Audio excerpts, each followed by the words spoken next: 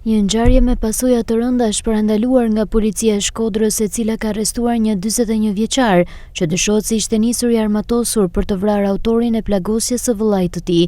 Sipas policisë, rreth orës 11:30 në ambientet e brendshme të poliklinikës në lagjen Vasil Shanto, pas një konflikti për motive të dobta, 18 vjeçari me iniciale AF dyshohet se ka goditur me thik 32 vjeçarin me inicialet VK, i plagosur dhe i transportua menjëherë në spital, ku ndodhet nën kujdesin e mjekëve.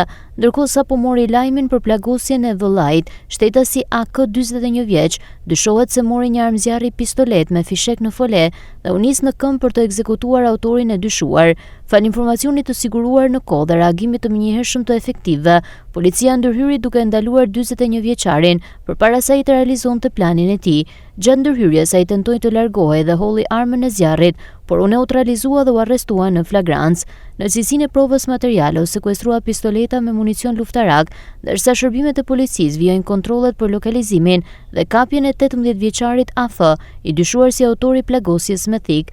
Në drejtimin e prokurorisë, grupi hetimor po vijon veprimet për zbardhjen e plotë të rrethanave të ngjarjes.